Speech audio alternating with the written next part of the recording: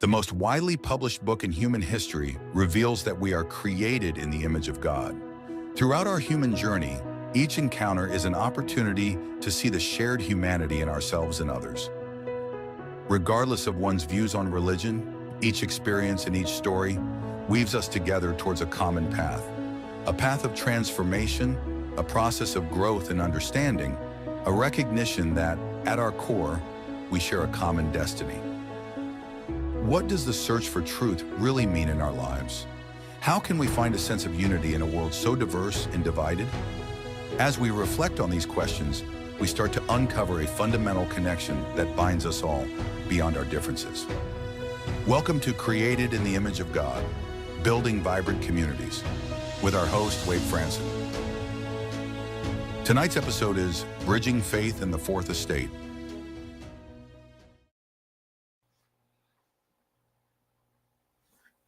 Good evening, everyone. It's episode 187. I cannot believe it. And I have a guest tonight that I'm really looking forward to spending an hour with and talking about all kinds of things. And I know you're going to love it as well. His name is Mark Oppenheimer, and he is known for his work with the New York Times, This American Life, and something called Unorthodox, which is groundbreaking. I've not actually tuned into that, but we'll talk about that. He's a fascinating individual with a breadth of knowledge and a wonderful person to discuss these things with. Welcome to the studio, Mark. Oh, thanks for having me. Really appreciate it, Wade. Well, it's wonderful. I just revisited our sneak peek that we did right before the show. Yeah. And was reminded of the conversations that we had. So I'm looking forward to getting into this.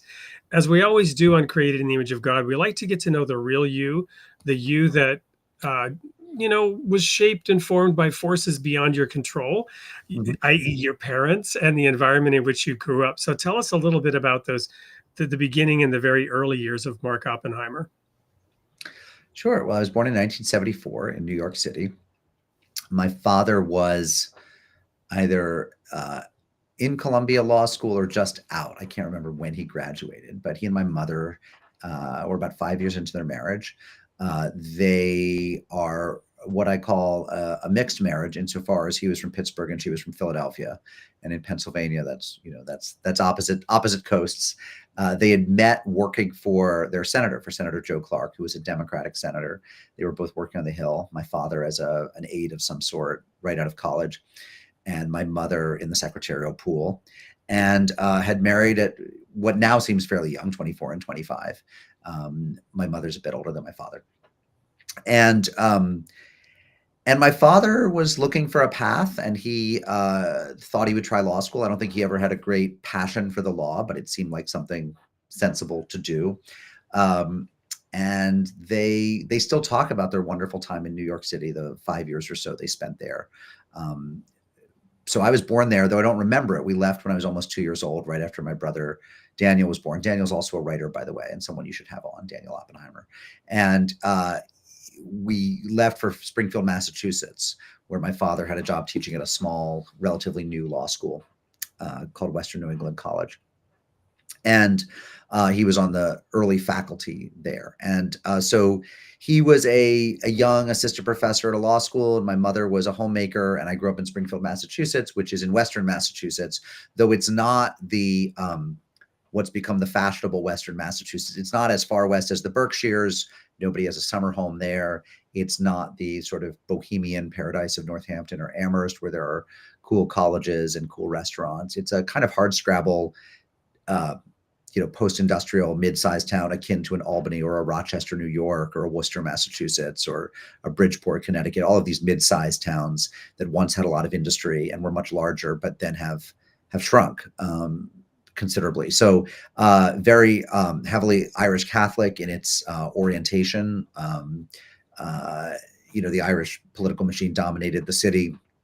I always say that if you want to know what kind of city I grew up in, you should know that when it was time to play Little League Baseball, you had to pick which Catholic parish you wanted to play for. And that was true whether you were Catholic or not. So you played for Our Lady of Hope, Our Lady of Sacred Heart, St. Mary's Holy Name, whatever. The whole league roster of teams was organized by Catholic parish, with a few exceptions. So it was a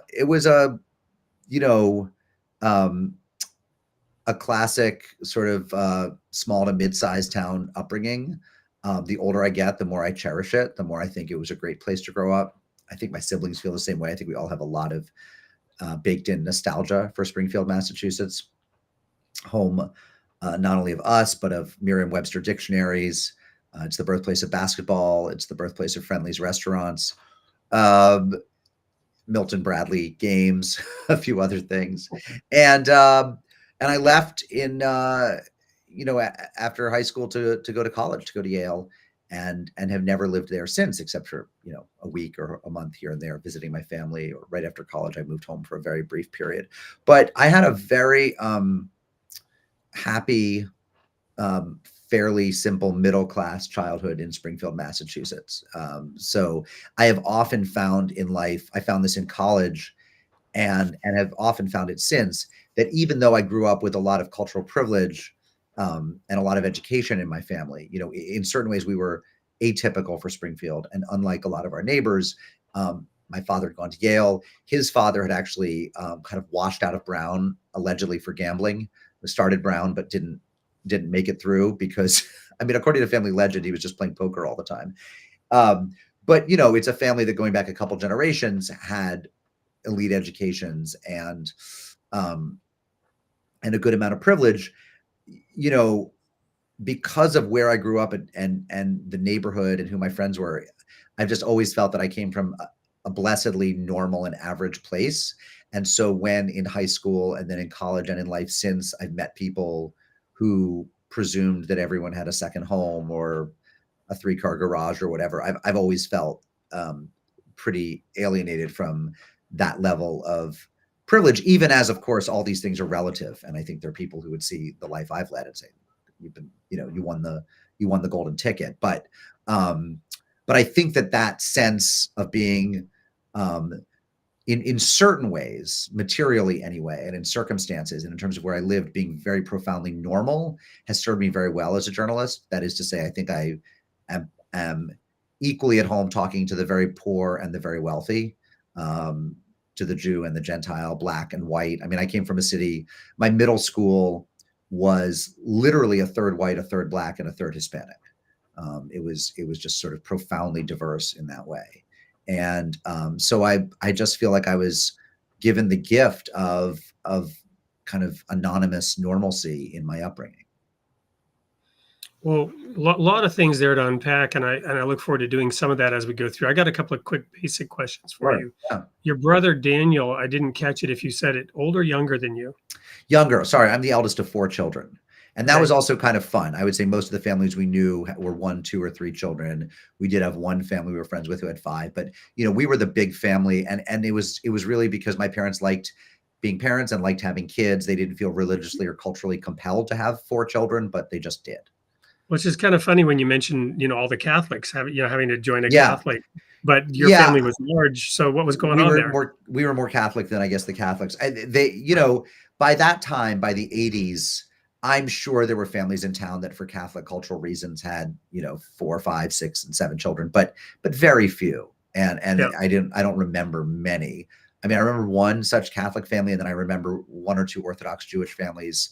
There weren't many Jews in town at all, but there were, a Catholic family, a Jewish family, maybe a Mormon family who for cultural or religious reasons were very large. But of the people we knew and socialized with, we were on the very large end of things with 4 kids.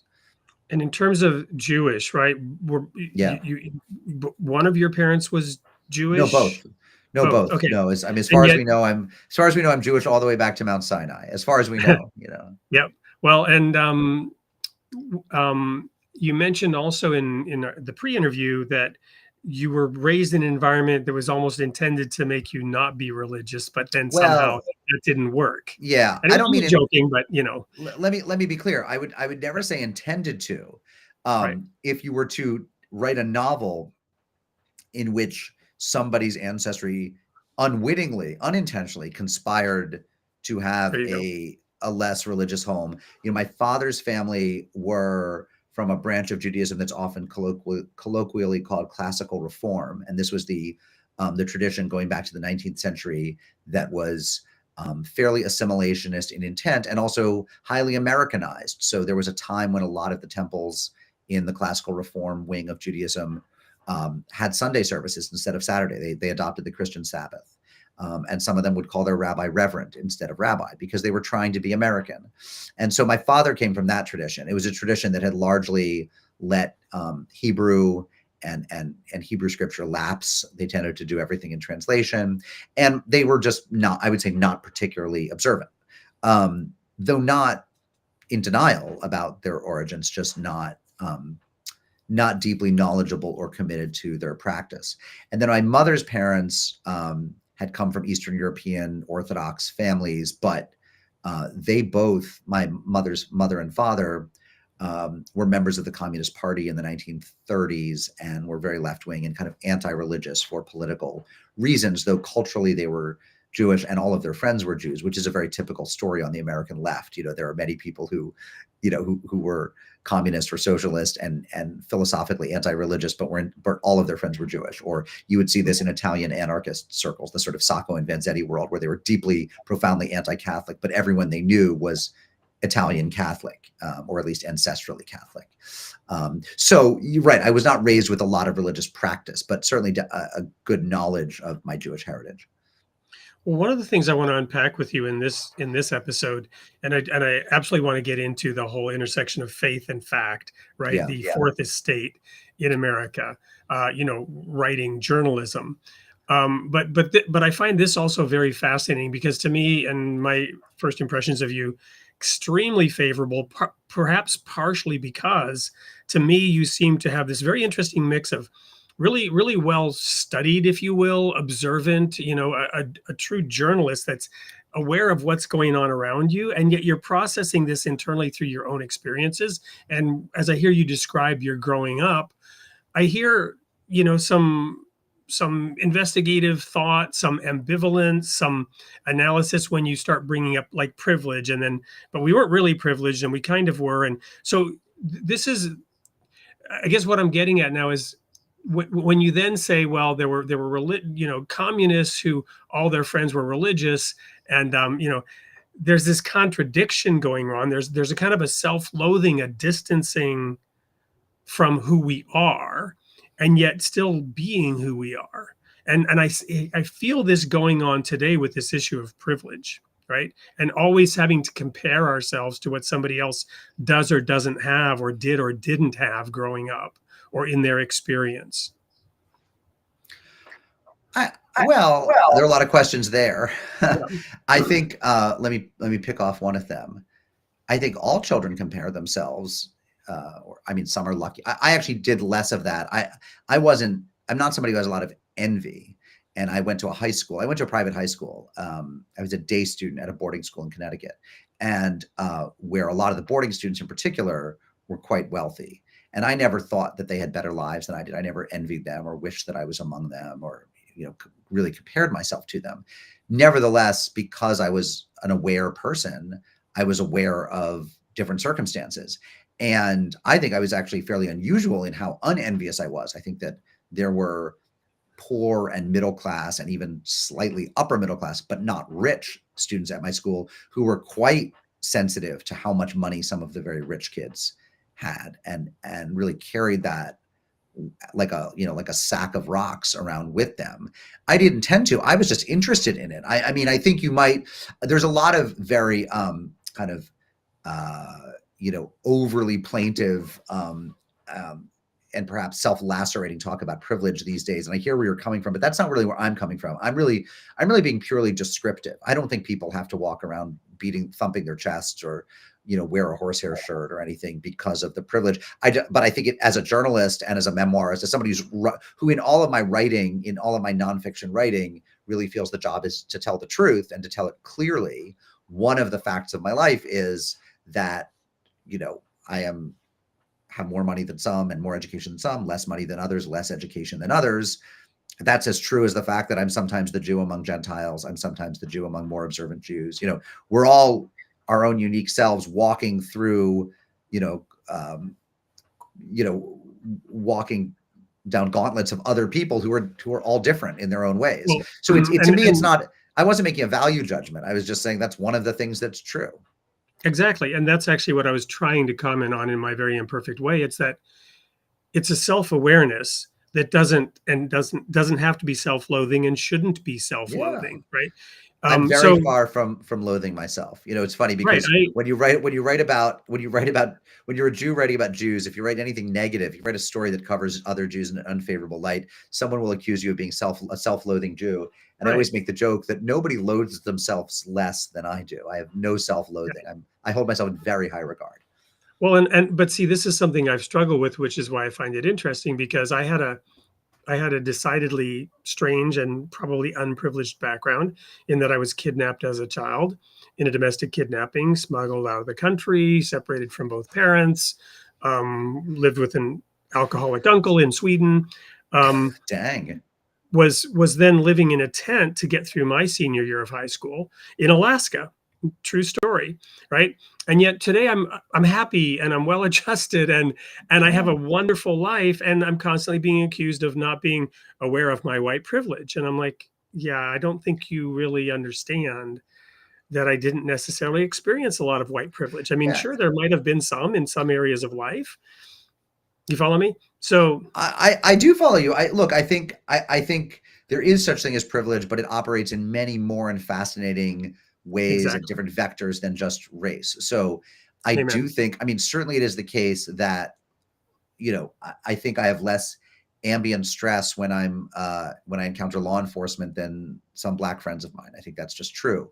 It's also true that, you know, there are white people who have chronic illness and they'd probably, you know, take up the burdens of any other group of people to escape their chronic illness. And, you know, the greatest privilege I have is not racial or financial, but that I have a really even keeled, happy temper. I don't know if it's even keeled, but it's happy temperament. I don't suffer from any depression.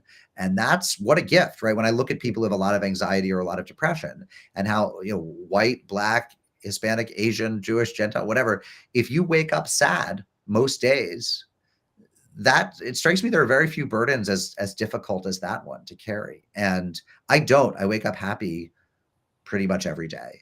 Not So every as a day, happy but person, then what led you to get into religious studies? um, you know, I never have a great answer for that. I always feel the answer that anyone, if they're being honest, would have when they talk about why they are interested in the thing they're interested in is just because they're interested in it. Do we really have much to say about what we're curious about? I mean, some people obviously can draw really straight lines. You know, this thing happened, you know, my mother was murdered by a bird and I became an ornithologist. Okay, right. Great. You know, you had bird trauma and now you study birds. But the friend of mine I have who's the most impassioned bird watcher, has no history with birds. He thought he would try it one day. It ended up being really interesting to him, and now he's a bird watcher. And why? Who knows why? It turned out to be a key that fit in the keyhole that was him. It just fit well. Yeah. And so I suppose I could say the fact that I hadn't had very few preconceptions of religion. I mean, my parents weren't particularly religious people, but they weren't hostile to religion. You know, we celebrated Hanukkah and Passover, but not many other holidays. I had a little exposure to Jewish practice, but not much. It was a kind of non-factor in a way that maybe meant that when I went into my first religious studies class in college, I had no baggage or preconceptions. And then when the class was extremely interesting and the lectures were really compelling, I just thought, wow, like I want to learn more about this, which is not something I had felt when I took a college physics class or a college evolutionary biology class or all of these other great classes. But I never thought I want to do 5 more classes or 20 more classes in this. And then I walked into American religious history from 1600 to the 1600 Civil War. And when but within the second or third week of class, I thought I want to take 10 more classes like this as soon as this one's done. It just seemed great. Well, and then where did the progression come from religious studies into journalism and writing and right? So I had always, I'd always loved writing. That was always a creative outlet for me as a very young child. I thought it'd be fun to write books, and I'd actually bought some blank journals, like bound books with nothing in them and written a lot in them and said, oh, this is my first book. And I had started a newspaper when I was 6 where I would write all the articles and have my dad photocopy it at his office and then hand them out to my 7 classmates. I was a pretty small elementary school, or 12 classmates, I don't know. And I always liked the idea of writing, printing, publishing, having something to say. I liked language. I liked words. I liked reading. So writing always seemed very appealing to me. And I pretty quickly developed the idea that I would either be that I wanted to write about religious studies. Something like I'd found the thing I wanted to write about. And then the question was, do I want to write about it as a scholar or as something like a journalist? And I did a PhD. I mean, I was on track to be a scholar and realized that it was, that I wasn't committed enough to the archival life, that I was a little more interested in being out of the library and out of the archives and with people. And I liked interviewing people more than I liked going through microfilm. And so it was really just, again, a sense of what am I well suited for? And what I seemed well suited for was writing about religion, but for a general audience rather than for a scholarly audience. And I think, another one of the great privileges I've had is I figured out really early in my life something that I would love to do, and I got to do it. And that could have gone totally wrong in other directions. There are people who never figure out what they want to do, or they figure out too late to really do it, because by the time they figure it out, they have a career in something else and they have financial obligations and it's very hard to pivot. Or the thing they want to do is almost impossible to do. I mean, if you want to be a professional sculptor, frankly, there probably aren't 50 sculptors in the country who can make a living sculpting. And, writing is a hard thing to make a living at, but it's not impossible. There are a few hundred of us who get to do it, maybe even 1,000. Whereas sculpting or modern dance, really hard. Acting, there are a lot of actors who make a living, but it's very random who makes it. Of every, I had good friends in college who wanted to go into acting, and the thing there is, it's so much turns on. Do you get cast in the right part early on? Do you find the right agent? Do you luck into the right, role? Do you have the right look? Do you have the look that's popular now?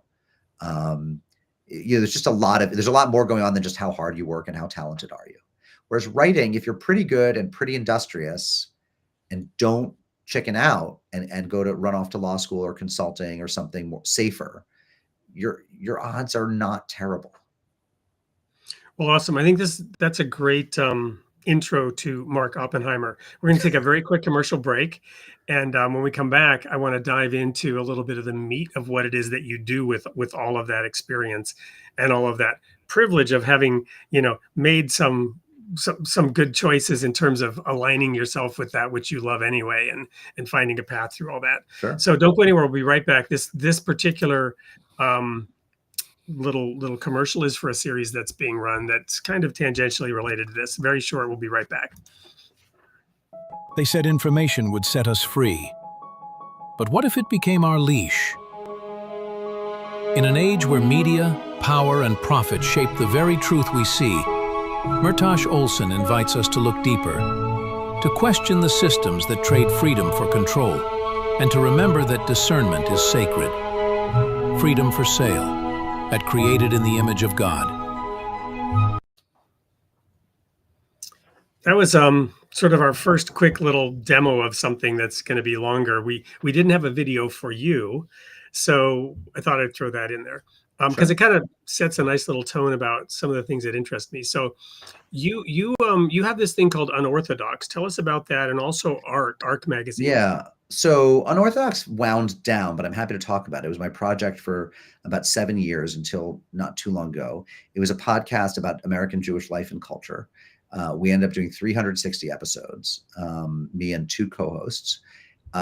We ended up with millions of downloads, and I think we counted something like 7 million downloads of 360 episodes by the end. And it was an attempt to, on a weekly basis, explore what was going on with principally American Jews of all kinds. And it was a pluralist space. We would interview, extremely observant, ultra-Orthodox or Haredi Jews in the same episode in which we'd interview a very, progressive, non-traditional Jews.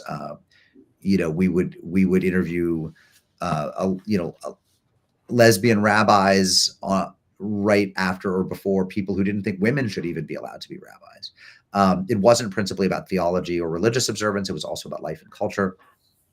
And it was a great, I'm privileged. I mean, we would do live shows all over the country. Hundreds of people would turn out to see us do a live show where the three of us would talk and interview guests. And it was a lot of fun. I stopped doing it a bit before the Hamas attack of October 7th, 2023. And it would have been a hard show for me to keep doing after the attacks, just because there was so much bad news. And we tended to, we were a fun show. A lot of levity in our show. And so, let me just ask a quick interjected question. Sure. If you had continued during that, there's another issue that I'm interested in, and that is polarization, right? Was there polarization within the Jewish community as there has been in the broader society around? Oh, sure. Jews are very polarized about a lot of things. I mean, I think that the Jewish community is, in a sense, better than the Christian community at holding together. If you look at the Christian community writ large and say, at this point, what do, lefty Congregationalists have to do with? Jews don't necessarily believe in hell, so they wouldn't necessarily have been condemning each other to hell over doctrinal differences. We don't talk a lot about hell. I mean, they're very, that's a whole byway we could go down. I mean, the Jewish theology of the afterlife is, it's not non-existent. There is a Jewish theology of the afterlife, but it's diverse and obscure. There's no one agreed upon narrative for it. So no, but we don't, as a practice, go around saying people are going to hell. I mean, it would be much more, that it would be much more about, ostracizing, this Jew doesn't belong in my synagogue, or we're going to put them in harem, in ostracism, like what they did to Spinoza. I mean, it gets roughly called excommunication, but it's not really excommunication, because if you don't mind, I'll explain this. If you're a Roman Catholic and you're excommunicated, you're not really properly a Catholic anymore. Whereas you can't be made an un-Jew. I mean, Judaism is passed ancestrally from the matrilineal side. Some would say from the mother or the father's side, but historically from the mother's side. And you can't be un-Jewed. I always say it's like the Eagles Hotel California. You can check out anytime you like, but you can never leave. Never leave. And that's Judaism. So no, we're not. The fights aren't about condemning each other to hell. The fights are just radical disagreements on all sorts of things. Again, not as polarizing as, again, a sort of conservative Russian Orthodox priest put next to a feminist Lutheran pastor. I mean, from the liberal Lutheran denominations. If you look at Christianity as a big thing, you realize there are parts of it that don't speak to each other at all. I mean, they just have nothing to say to each other. One thing about Jews is we're a more tight-knit world because we have to be. There are only 12 or 13 million Jews in the world, which is extraordinary. I mean, there's really, hundreds of times more Christians and Muslims than there are Jews. And people don't realize that because Jews tend to play an outsized role in culture and in the news, and the Middle East plays such a role in the news. But there are very few Jews in the world. So, yes, but to answer your question, there was tremendous polarization, and part of what we enjoyed doing on that show was overcoming the polarization and saying we will talk to most anyone in the tent. So that show ended, and to answer your question, my latest project, I mean, I've had a lot of projects, is, in addition, the thing I'm always doing is writing, and I have 2 books underway. One is coming out in March, but as my day job, I'm editing a magazine called ARC, which is at arcmag.org, arcmag.org, which is produced by the Danforth Center on Religion and Politics at Washington University in St. Louis. And the mission of the Danforth Center is to get people thinking thoughtfully and learn in a learned and civil way about America, the intersection of American religion and politics, which is something I've been writing about for 25 years. So I was really thrilled that WashU invited me to restart and relaunch this journal. And so that's just been a great pleasure. And we are doing a podcast called ARC the Podcast, which is affiliated with the magazine, and the magazine is affiliated with the center. So we have a really wonderful project going on there. And this was all inspired by the work of Senator John Danforth, the Missouri Republican who left office a few years back, but who is a kind of great believer in civil discourse and civil society and how to talk across differences. Well, and that's a critical topic, and one which I really try to focus on this show. The original subtitle of this show, Creating the Image of God, was The Role of Religion in Society. I changed it to Building Vibrant Communities to make it more diffused. But even when it was the role of religion in society, I avoided politics like it was against my religion, which it kind of halfway is. It's against my religion to be involved in partisan politics. So we'll talk a little bit more about religion on this show than I probably have in 6 months on this show. And that's a good thing, especially when I actually just launched a series yesterday of nine articles that I wrote in a frenzy about the No Kings protests, because it suddenly occurred to me that Samuel, in the days of the judges, that's like a particularly chaotic period of Jewish history, ancient Israel, where it was, horrible. And it says at the end, in that day, there was no king in Israel, and every man did that which was right in his own eyes. Then you also have the story of Samuel and the children of Israel. And we talked a little bit about assimilation in a vague way a few minutes ago when you talked about your parents and their practice, and other Jews who even started keeping a Christian Sabbath, i.e. on Sunday, right? And the word assimilation came to mind when you said that, right? The children of Israel coming into the Holy Land, right? They wanted to be like the nations around them. And they said, we need a king. We want a king. And Samuel, the prophet, warned them against having a king. So I had this, idea to write this series through that lens of, wait a minute, do we want a king? Don't we want a king? What did the founding, fathers really say about the role of the president and how our society was different? And if we evaluated presidents throughout American history, which of them actually took us in the direction of kings, and which of them scaled that back, right? Throwing all that out there, you've been working in this space, for 25 years, as you said, and you're writing Arc Magazine.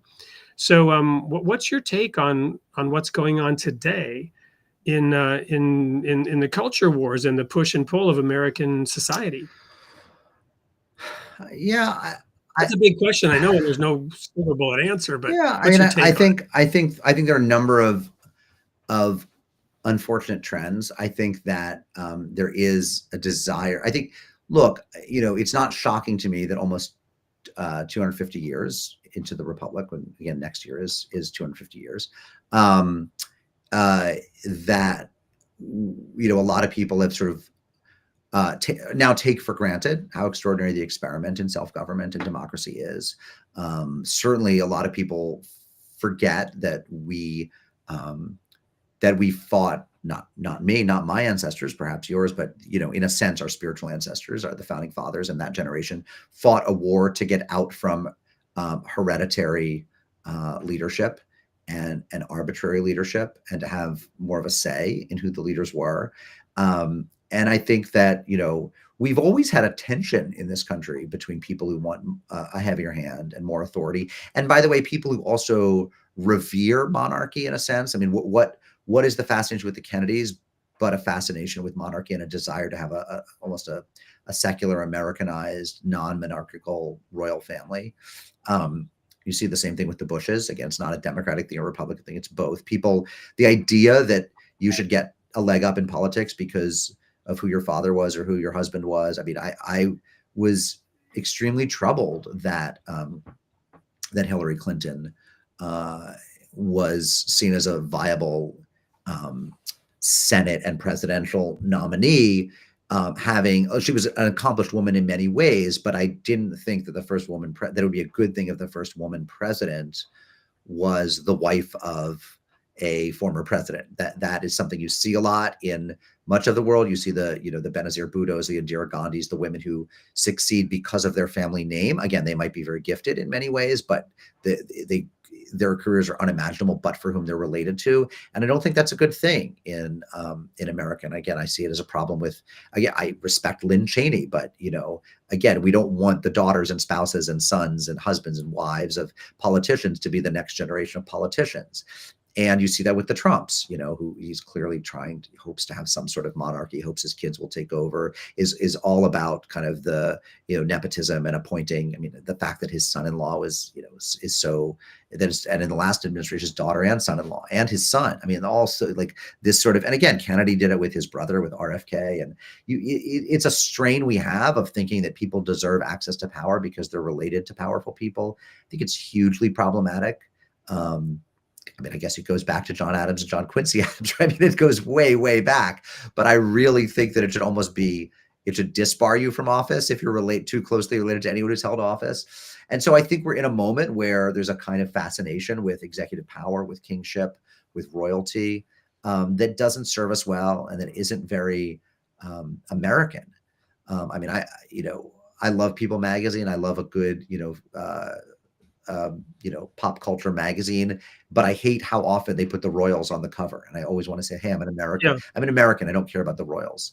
I don't think we should, Well, and that's one slice of it, and that's the appropriate slice to respond to. And I bring up kings in particular, but then you have the exact opposite slice in the current politics, in the current administration, the current rise of this president and this administration, and that is the so-called deep state, right? Which is, when I think of fascism, when I think of wanting no kings, I think of the book 1984, right? Which is a very different thing. That's not based on personality cult. You follow me? That's based on deep-seated ideology and the apparatus of control. Yeah, well, we don't want that either. I mean, I'm not sure that that's ever existed outside of the cult of personality. I mean, one of the things you actually see is that countries that countries that foreground ideology tend to also foreground a charismatic leader who they see as the tribune of that ideology. So that's what you see with fascism in Italy. It's what you see with Francoism in Spain, obviously with Franco. And it is, I mean, although the intellectual architects of communism would not have wanted it to devolve into Leninism and Stalinism, that is what happened. So I do think that, where there is that kind of totalitarianism, it is striking how often, maybe not 100% of the time, but how often it goes along with the exaltation and coronation of particular leaders who are then almost retroactively called charismatic, even if they tend to not be fairly charismatic at all. But it doesn't, let's put it this way, it's not a system that sets up modest leaders who see themselves as purely in service to the ideology. It tends to exalt people who become very, very big personalities and who themselves are revered for their own personality. Exactly. But in the current situation, I'm thinking it's the opposite, because most of the people that sent the current president in with whatever great popularity and charisma he does or doesn't have, he was sent as a wrecking ball, not as somebody who's going to exploit and use that apparatus. Who knows, right? I mean, certainly his self-enrichment. I mean, you see he's asking for $200 million from the Justice Department now. I mean, his willingness to sell access. You may be, well, I think it's both, right? I mean, he was sent as a wrecking ball and by people who don't care that he also has loose ethics around self-enrichment. Well, they feel like, but also I don't, is that right that he is sent, I mean, you almost seem to be suggesting that his own personality is a subordinate factor, but in fact, what you actually find let me rephrase. What I'm suggesting is that he's the Goliath who's sent in to slay David in this sense, right? Or, sorry, that's a bad analogy too. What am I actually trying to say here? He's simply the gladiator champion that is big enough, brash enough, and in this case, big enough because he's rich enough. So it doesn't matter if he, adds a few billions along the way, because that's how the gladiator champion got there in the first place, right? He would have never gotten there had he not been able to ride down his gold escalator in his gold-filled building. That's why he was able to be the champion to go in as a wrecking ball. So it's kind of a weird. I mean, that's all true if you believe that stuff needed to be wrecked, but I don't. I think I think we have a great country. So I I'm mean, not saying I no, believe I it mean, needs to be. yeah, it's Yeah. right. I mean, yes, but that proceeds from a kind of nihilism. And of course, the saddest thing about his presidency was how often he demeaned America and said, we're a terrible country, we're horrible, demeaning, John McCain's not a war hero. I mean, the kind of, what was so interesting was how he actually managed to have a populism of disdain, of kind of anti-patriotism. We're bad at wars. We're bad at the economy. We're a bad country. Our cities are a wreck. Our cultures are a wreck. Our universities are a wreck. I mean, just radical disdain for the country. And I'm a patriot. I mean, I try to guard against idolatry because I think patriotism can very easily shift into idolatry. But I'm somebody who so kind of temperamentally loves America, perhaps beyond reason. I mean, perhaps uncritical, perhaps not critically enough, I guess is what I would say, because we should all be critical in our patriotisms. But and so I think, yes, look, I think everyone is different. I think Stalin was different from Hitler, and I think Hitler is different from Pinochet. And I think, all bad leaders are bad in their own ways. And I don't draw analogies. I don't think, well, this person's Hitler or this person's this or this person's that. I think that our current president, who was democratically elected, is different in a lot of ways. I think his mix of, as you say, kind of like David-like pretensions, but also, of course, part of the thing about Torah is that David was, a highly ethical and great man, right? That virtue was it's not that these people were perfect, but it's that they were virtuous. And that's the great thing. That's the great thing about the Judeo-Christian history, right? There's this famous story, it, right? David, the ethical, philosopher king, if you will, of his day, poet king, whatever. Right, poet king, right. He found Bathsheba and sent her husband to his death. Yeah. Right. And then the prophet came to him and told this story about a sheep, and this poor man who had one sheep, and the person who had all these sheep and all this stuff stole it from him. And David was incensed, we need to do something. And then the bony finger of the prophet comes out and says, and you are that man, David. And the prophet did not get his head cut off. Right. David immediately recognized that the prophet was right, and he repented in dust and ashes. The awareness, the horror of what he had done came upon him, and it feels like we're going through that moment as a nation, for the last several decades.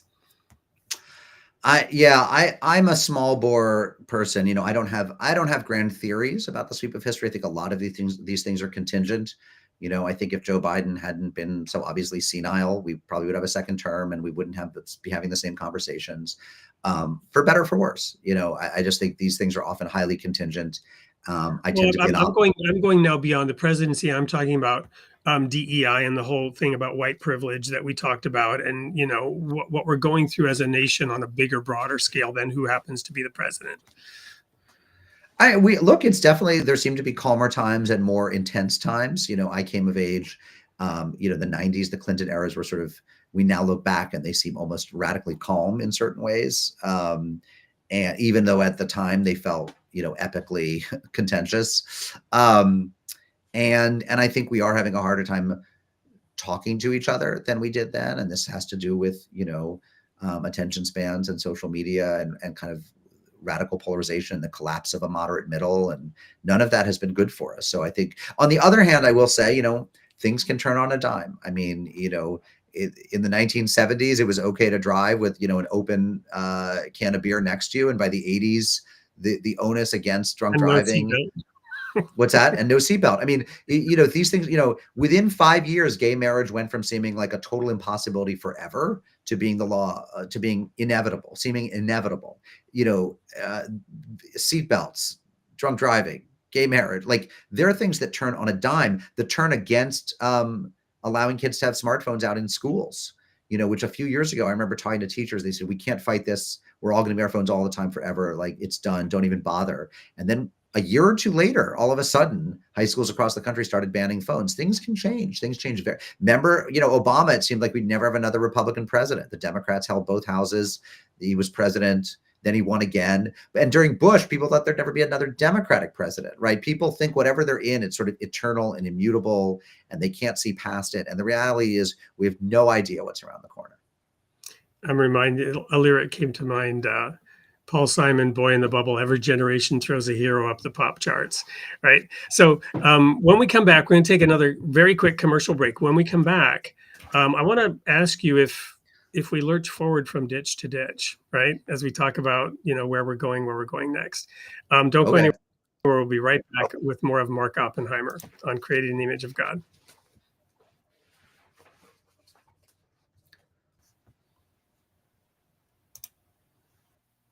In the heart of small-town America, where stories come to life and community bonds run deep, comes in the heart of small-town America, where stories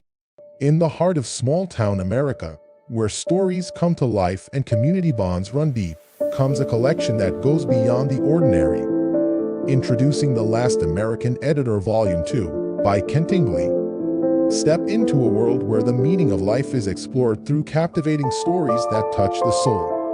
Ken Tingley invites you to embark on a journey of self-discovery and community connection. Each column, a window into the heart of small-town America, reflecting the experiences that shape us all. A testament to the power of storytelling, these columns stand the test of time, resonating with the challenges and triumphs we face today. These stories celebrate the strength of community, the love for self-discovery, and the bonds that unite us all. With a raw honesty that changes minds and touches hearts, The Last American Editor Volume 2 is more than a book. It's an emotional journey. Join us in exploring the pages that hold the essence of small-town America, a testament to the human spirit and the beauty of our shared experiences. The Last American Editor Volume 2 by Ken Tingley. Get ready to change your perspective and be captivated by the stories that define us. Pre-order now at soupllc.com.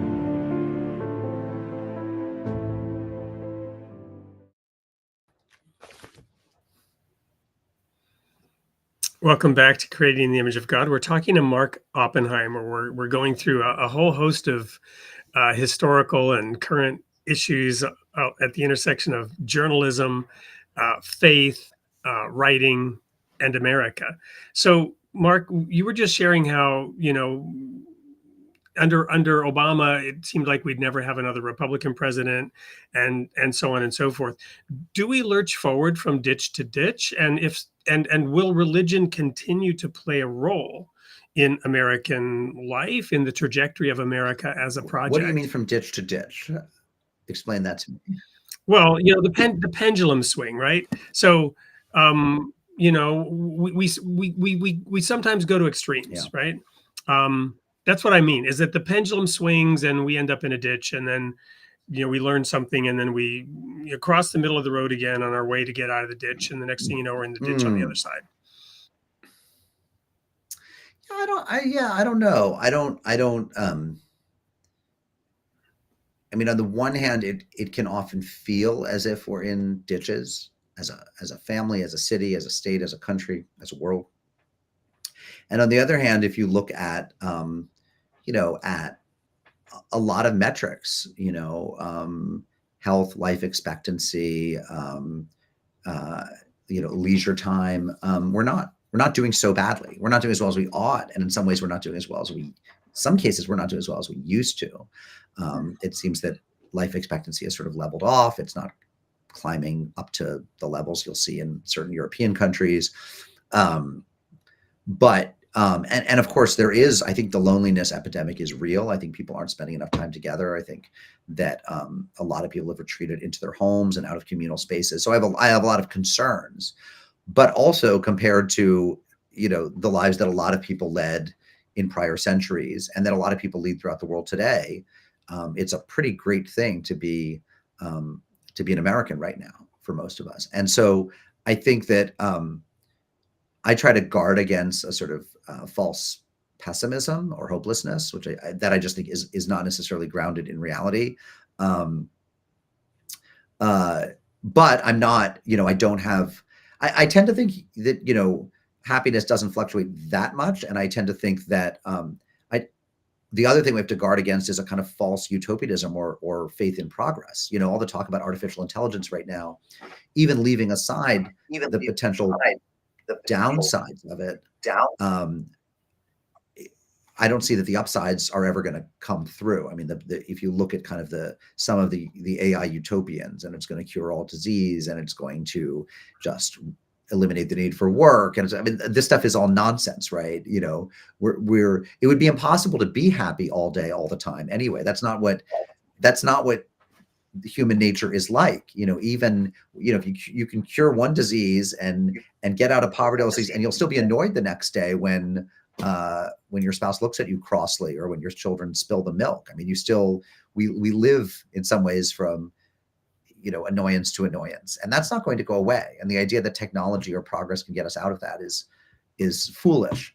On the other hand, we have to be really grateful for the great stuff that there is. So I'm not, I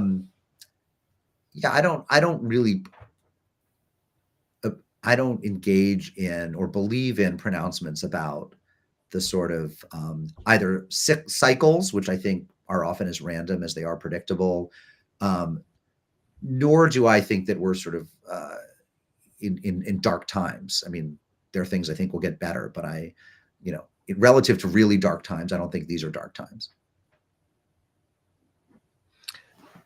So then on the topic of religion in America, you know, having started your life, we talked about at the beginning, around a family who was kind of really close to senators and politics, but then you went into religious studies.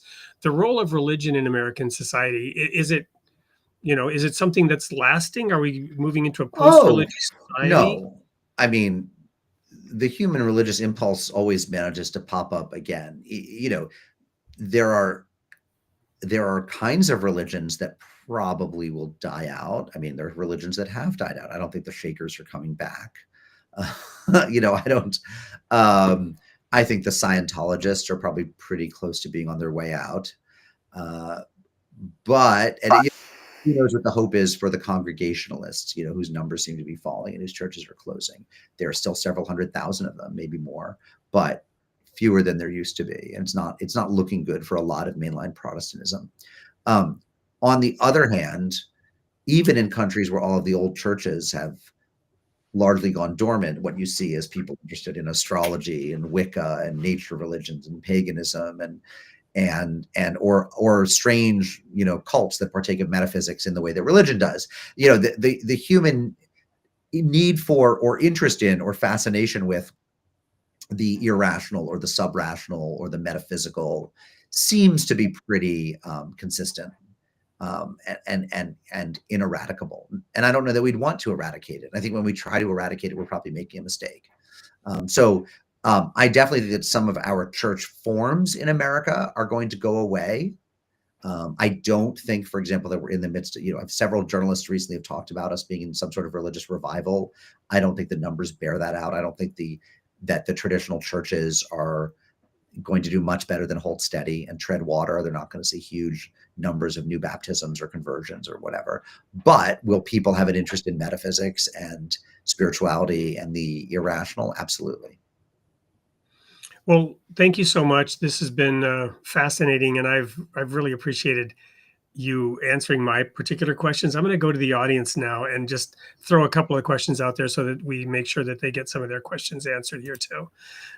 This is kind of a long one. It's 2 parts. I got to show both, and I'll read it. I don't know if you can see the chat, but you've written about communities that are both historically marginalized and deeply privileged in education or resources. How do you see these dual identities playing out in how people understand moral responsibility today? Oh gosh, that's a great question, but a very broad one. I mean, let me pick one thread from it, which is, I regret to say that I think people who have a lot of privilege, I mean, in older times we would have just said wealth, right? You know, seem not to feel the responsibility of that as much as they used to, right? It used to be that there was this thing called noblesse oblige, and if you'd made a lot of money, if you were Andrew Carnegie, even if you'd made the money by being a rapacious, exploitative capitalist, part of how you atoned for your sins was you gave money to build thousands of libraries. I mean, you know, this is what you did if you were a Carnegie, was you built civic institutions. it is not my, and the Rockefellers, the Carnegies, the Mellons, I mean, the Vanderbilts, the great capitalist families, and in some would say robber baron families of 150 years ago, also built great institutions. They built churches and universities and libraries and parks, and they were philanthropists. It is not my sense that the current generation of new wealth feels that responsibility. That I mean, they give money to stuff, sometimes political candidates, sometimes nonprofits that think about effective altruism or artificial intelligence or other kind of things that don't necessarily have an immediate usefulness to a poor person. But are they building the next 1,000 municipal swimming pools or public libraries or parks? I don't think so. Is that because the scale has dramatically shifted? Because I remember the whole Bill Gates, Warren Buffett, shaming all the other billionaires into giving away half their wealth kind of thing. And many of them started up foundations, but the scale of society has changed. So even though it feels like, well, we have all these billionaires and they're all, greedy and they're oligarchs. Well, but is the disparity of wealth, in terms of the scale of society, it's maybe not the same as those wealthy of the past that could literally build all those libraries. And do we need more libraries, kind of thing? No. You know what I mean? Well, first of all, we definitely need more libraries. Yeah. No, I think it's the opposite, Wade. I think the concentration of wealth is greater now. I mean, the concentration of extreme wealth. If you look at there's something like it's some statistic. I'm getting this wrong. There's 1,000 billionaires at least, right? I think those 1,000 billionaires have more wealth than the bottom 50% of America. I mean, the level of wealth that the wealthiest have is much greater relative to the middle class than the wealth the Rockefellers had relative to the middle class. So, but that almost isn't the point. I actually don't think the math is that hard. Most of our municipalities could still use a new library building and a new municipal pool and a new park. And a lot of our, we still need more wildlife to be preserved. I mean, the tasks are in many ways the same. I mean, the idea that Jeff Bezos or Elon Musk, who both may be on their way to being trillionaires, couldn't give transformative levels of wealth to 1,000 cities in America tomorrow is ludicrous. Of course they could. The idea that somehow they've been priced out of or that they couldn't be as effectual doesn't seem right to me at all. It strikes me that they could be at least as effectual because their wealth is so huge. Interesting. I have to think about that some more. Thanks. Great perspective. Look, I mean, it's like the old, preacher William Sloane Coffin, the great Yale chaplain, said to me, if you're rich and you give away money, the credit you get shouldn't be about how much you give away, but how much you have left, right? So, I mean, if you have $100 billion, you give 20 billion away, I'm not impressed. You have $80 billion left. If you have $100 billion and you give 100 billion away, then I'm impressed. I mean, the question is, are you willing to sacrifice anything? It's not. Jesus said the same thing when he praised the widow's mite, right? They gave from their abundance and she gave from her need, her want. I'm sure look, the reality is the rich people who are really giving to the point where it hurts probably aren't asking for credit for it. They're probably not naming things after themselves. And so we don't know who they are.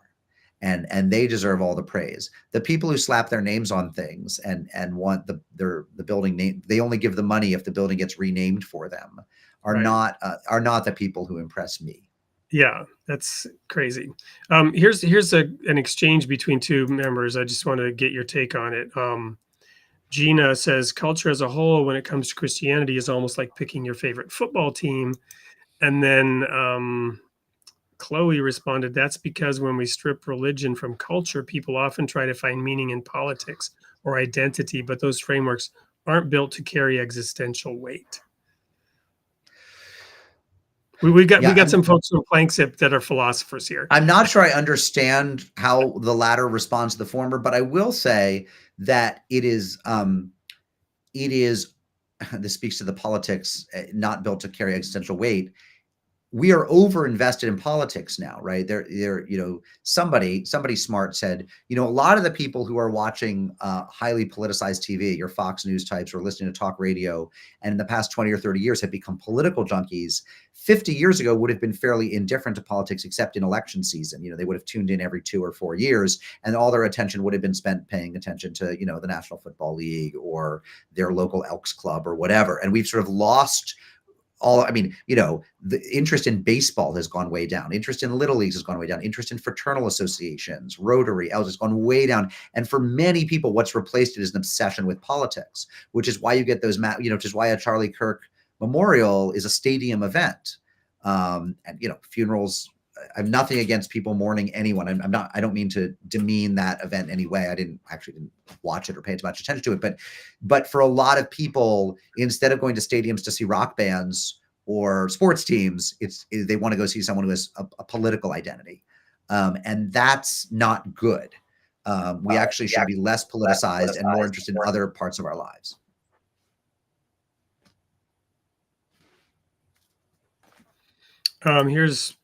Here's one more comment. Thank you for that. Here's one more comment. You could argue that every presidency is a national confession. We elect the leader who reflects our current state of soul. Yeah, there's a truth to that, but the problem is it seems like a kind of deterministic, mystical statement. But honestly, again, if Biden hadn't been senile, he might have won. Even Harris, who seems to have lost badly, it's like if you flip 1.5% of the votes from this column to this column in certain states, you have a different presidency. So the idea that this was our soul, if the weather had been a little bit different that day and Harris had won, would you say our soul was different? That seems overly determined in a certain way.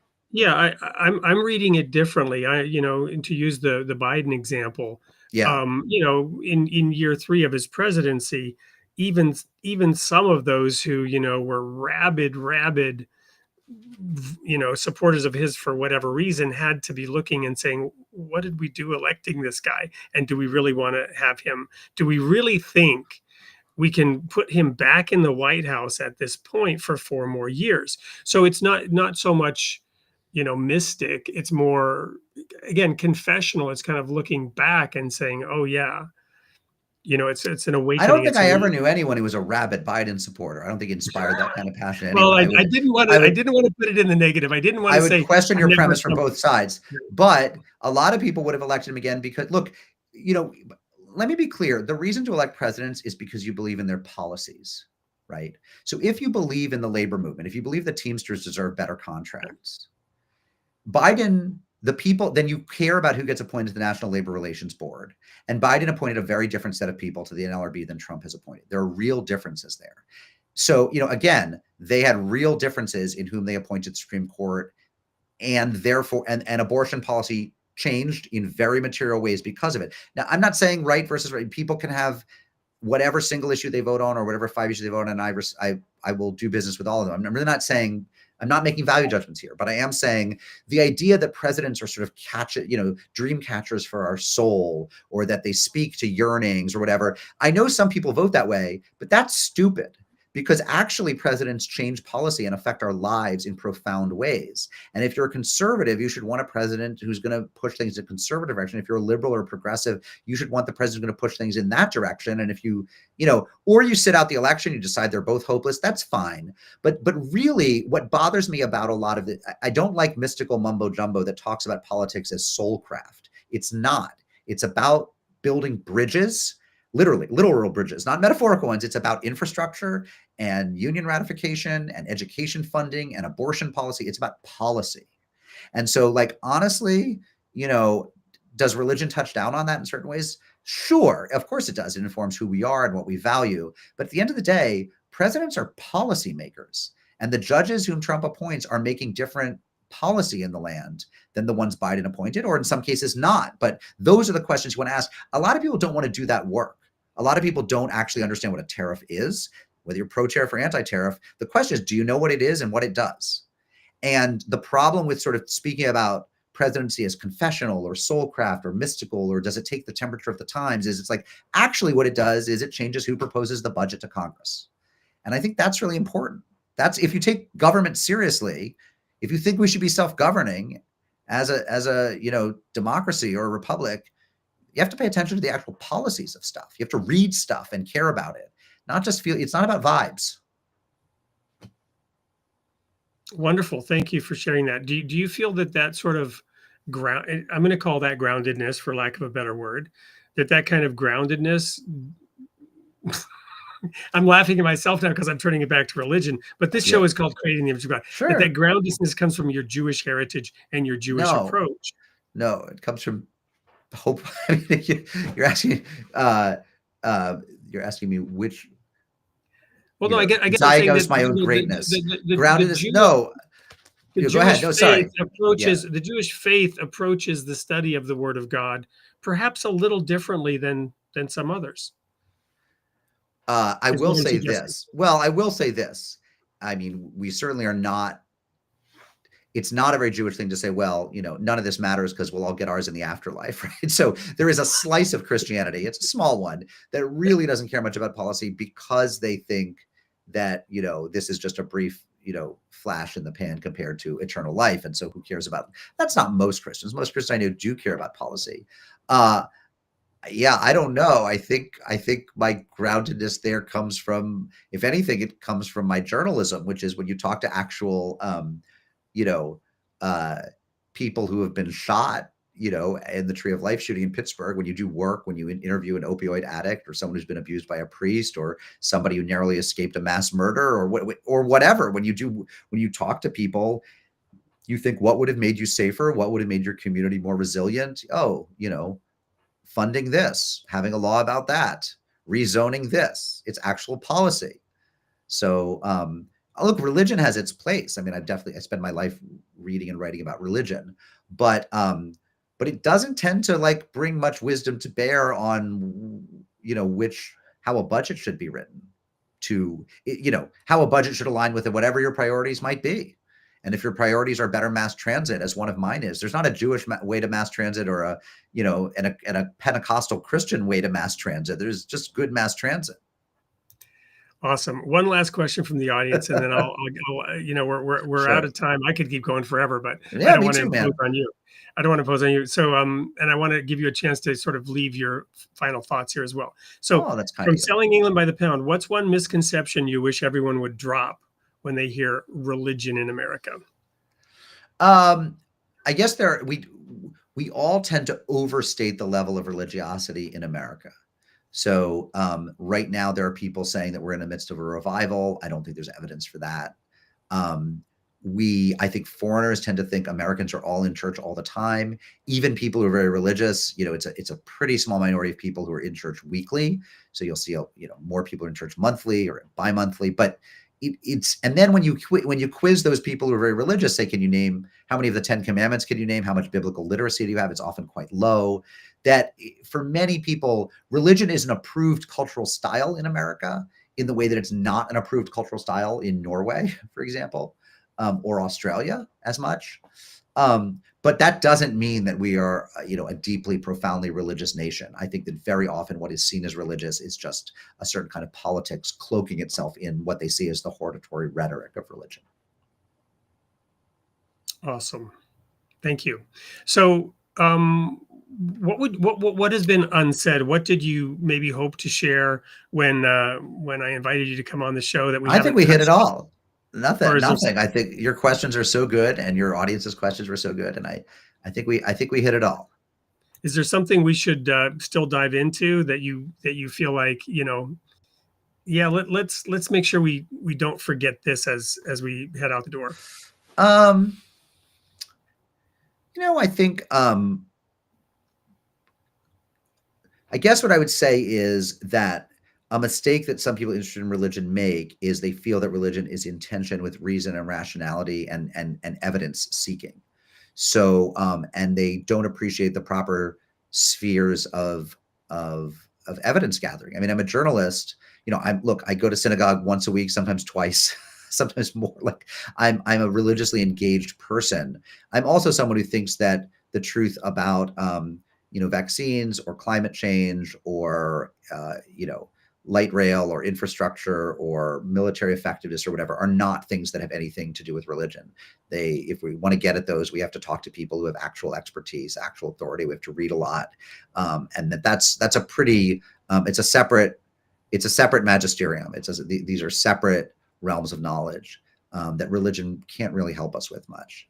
And so I think that, when I'm talking to audiences that define themselves as religious or spiritual, I want to say that's great, but actually the work of being a citizen is primarily not a religious commitment. Your religiosity might help you be a citizen, or it might hinder it.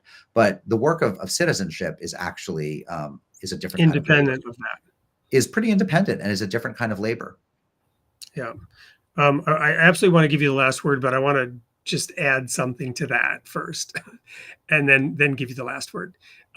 So for me, taking climate change, for example, I get, and I come from a more conservative fundamentalist, deeply that sort of whatever you called it, mystic craft, whatever, feeding that in. I come from that place. So for me, to go back to the book of Genesis and read that when God created Adam, right? Not that I believe it's necessarily a literal story. That's not the point. But the message of that story is he created Adam and he placed him in the garden to dress and keep the garden, right? Then he gave him Eve after that, created Eve from his rib. And then he gave them a commandment, and that commandment was be fruitful and multiply, right? Which we've not really had much problem keeping that commandment. And so now we're in a place where, climate change and whether it's really anthropomorphic or not, depending on how we view that, or whether the solutions being proposed are the right ones. The point is, we're teetering, it's obvious we're teetering on the brink of us having become the most invasive species the world has ever seen, to the detriment of everything else. You follow me? So for me to go back and tie it to that right, to use the German word, that origin, that genesis, is deeply powerful. I hear that, and certainly hear a lot of, you hear a lot of talk in Jewish environmental circles about Ba'al Tashchit, which is the commandment to sort of to guard and protect your resources and to steward them. There's a lot of Jewish environmentalism that trades on the same sort of thinking, and I think that's fine. I think if that's what inspires people to do it, I only mean that the knowledge and the tools that we'll have are probably not in the Bible. They're in the reason that God, as you see God, however you see God, you should concede that God gave us, a mind and reason and empowered us to do science, and they're going to come from that set of tools, not from scriptural tools. So, but absolutely, people should be motivated by a sense of stewardship and compassion for all of God's creatures, and a sense that we both want to multiply our species, but also leave our children and our descendants an earth worth inhabiting, and all of that. I certainly think that's a spiritual endeavor, but it's also one that requires some secular tools. Absolutely. Amen. So Amen. Mark, yeah. So Mark, thank you so much. Any final words, having responded to my last minute interjection there? No, I think this is great. I hope people will check out arcmag.org and sign up for our newsletter and our podcast and all of it, and just stay in touch. Yeah, absolutely. I definitely will be reading an article tomorrow, and putting those links in. This has been just fun and really educational for me. I've learned a lot in this, and I really appreciate you sharing your perspective with me and the audience. So there's just one more thing to do, and that's air the sneak peek for next week's show. And Mark, thank you so much. It's been just a joy and pleasure. For the audience, remember, you are created in the image of God, and God loves his creation. Here's the sneak peek for next week. We'll see you all there, same time, same place, 8 p.m. Central Time, for Creating in the Image of God. Peace.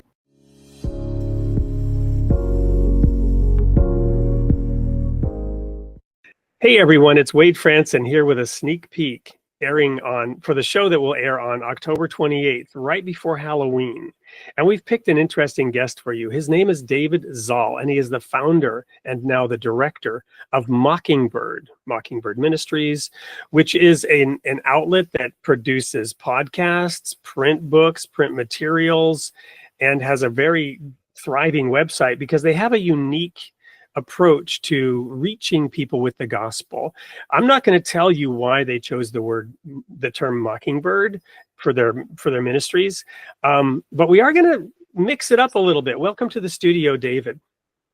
I'm so happy to be here, Wade. Thank you for having me. Well, I'm honored to have met you and to learn about the unique work that you're doing and how you're reaching people. And you shared with me that it started with a group of pastors. I'm not gonna say disgruntled, but who found it necessary to sort of chart a new path along the razor's edge between what was going on in churches, in ministries, partly as part of the culture wars and people being divided. Yes, we wanted to make the grace of God, the main thing, and not other sort of political or cultural concerns. And so we had a lot of energy, probably a lot of hubris. We were younger at the time, but we set out on this weird multimedia mission to proclaim the grace of God in fresh and creative ways.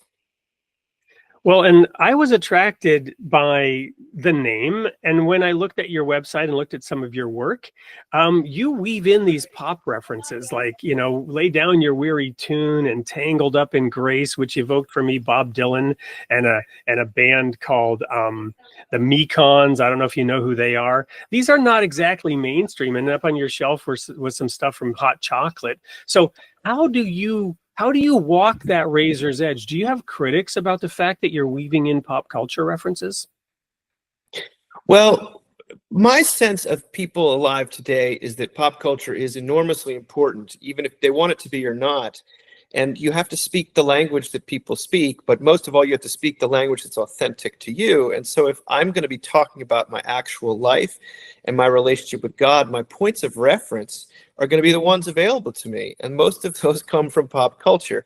It's not to celebrate pop culture sort of willy-nilly or to venerate it in some way or adopt it make it into a tool. It's more just being authentic, using what the reference points and the language that comes naturally when we want to speak about ourselves and the world around us.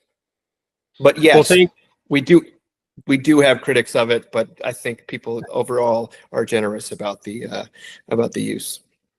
Well, it's wonderful. I mean, Bob Dylan wrote one of the greatest simple songs ever written called "You Got to Serve Somebody." It may be the devil or it may be the Lord, but you still got to serve somebody. I mean, that's a powerful statement, and it's ultimately true. You know what I mean?